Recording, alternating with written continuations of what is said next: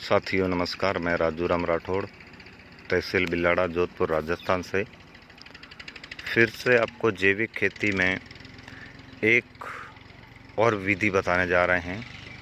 वैसे अनेकों विधियां प्रचलित है जैविक खेती करने की। रासायनिक दवाओं को छोड़कर मेहनत के द्वारा आप किस प्रकार खेती को एकदम जीवाश्मों से भरपूर कर सकते हैं, उसी का एक माध्यम आज हम आपको इस वीडियो की स्क्रीन के ऊपर जो दिखा रहे हैं, यह है बिस्तर खाद बायोडायनेमिक तरीके से। अक्सर सबसे बड़ी दिक्कत होती है किसानों को कि वो सबसे ज़्यादा रसायनों का उपयोग करते हैं, गोबर खाद बहुत कम इस्तेमाल करते हैं।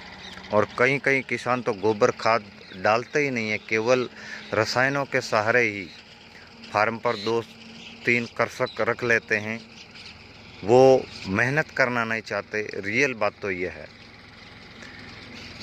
अगर आप फार्म पर जो कृषक रखते हैं उसको पहले ही बोल के रख लें कि हम खाद की इस प्रकार प्रक्रिया करेंगे, उसमें वो सहभागी बने, मेहनत करें। दोस्तों, आज हम बनाने जा रहे हैं बिस्तर खाद।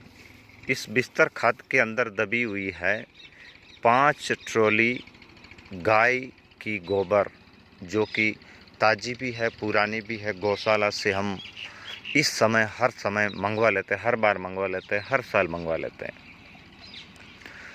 हमारे खेत में खरपतवार कम उगे, ये खाद सड़ी हुई पूरी कंपोस्ट हुई खेत में जाए। अब ये तकरीबन 20 टन खाद है, 20 टन से भी ज़्यादा है। छोटी ट्रॉली जिसके ऊपर लोहे के चद्दर न लगावे, वो हम 5 ट्रॉली लाए हैं, क्योंकि आगे हमें बागवानी करनी है तो उनके पौधों में डालना है।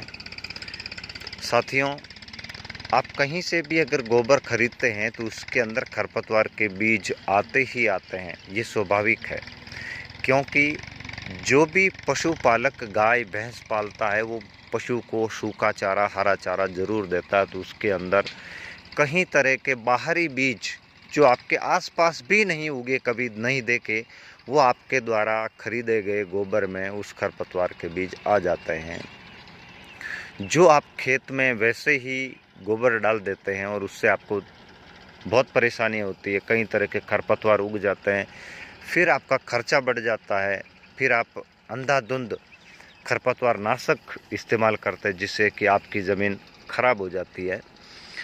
इस प्लास्टिक के पन्नी के अंदर 20 टन गोबर 5 ट्रॉली डाला है और ये गाय का है। इसके अंदर खरपतवार के बीज न उगे, बात को नोट करें।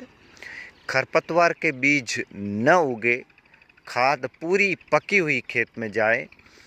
कई बार गोबर के साथ भी फंगस खेत में चली जाती है और कई बीमारियों का घर हो जाता है।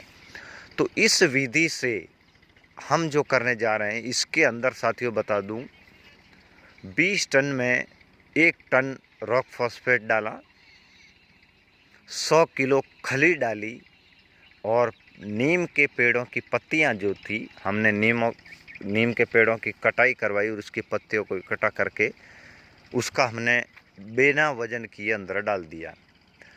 डालने के बाद इसके ऊपर 2000 लीटर वेस्ट डीकम्पोज़र डालकर सरसों की खली, रॉक फॉस्फेट, पत्तियां, ये सारी चीज़ें डाल के थोड़ा और अतिरिक्त पानी डाल के इसको अब चारों ओर से ढक के रख दिया।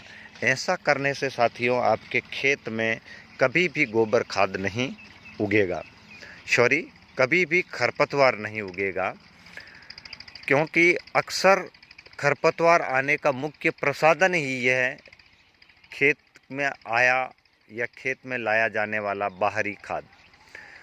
आप कंपोस्ट करके इसको खाद को सड़ाएं, गलाएं और उपयोग करें। मित्रों, बता दूं, ये गलता कितने दिन में है। वैसे अगर आप 12 महीने 2 साल तक धूप में या पेड़ के छांव में बिना कोई प्रक्रिया किए उस गोबर को रखते हैं तो वो सड़ता नहीं है, वो कंपोस्ट नहीं होता, उसके अंदर बहुत ज़्यादा हीट होती है। अब इसकी हीट हमने निकाल दी इसको एक बार पलटी देकर लंबी सी ढेरी करके इसके अंदर सारी चीज़ें डालकर इसको हम अगले 45 दिन तक रखेंगे।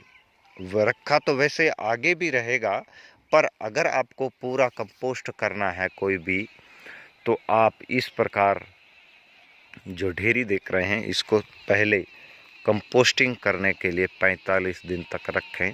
उसके बाद अगर आपको उपयोग करना है, पन्नी को हटा के आप इसको ट्रॉलियों में भर के पौधों के अंदर या खेत में छिड़काव करके फसल लगा सकते हैं। साथियों, इस प्रकार अगर आप मेहनत करते हैं तो ज़रूर, थोड़ी सी मेहनत से आपके कितने रुपए बच जाते हैं, कितनी अतिरिक्त मेहनत बच जाती है, ज़मीन खराब होने से बच जाती है। इस वीडियो को बनाने का मकसद आप सब युवा साथी जो भी खेती करते हैं, आपके फार्म पर जो भी कंपोस्ट खाद, आप चाहे गोबर खाद हो, मींगनी खाद हो या फिर मुर्गी खाद हो, उसको पूरा कंपोस्टिंग प्रक्रिया करके ही खेत में डालें। जो आप हमारे इस वीडियो स्क्रीन पर देख रहे हैं, जो हम प्रक्रिया कर रहे हैं, वो नित्य दिन प्रतिदिन प्रति माह हम आपको बताते भी हैं।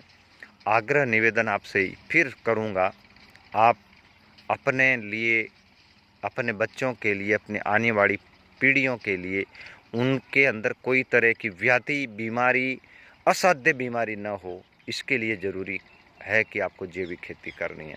अब आपकी इच्छा, आप करें या ना करें, हमारा काम बताने का है। आपको सही दिशा लगे तो हमारे मार्ग पर चलिए, वरना जहर तो आपके हाथ में है ही। धन्यवाद।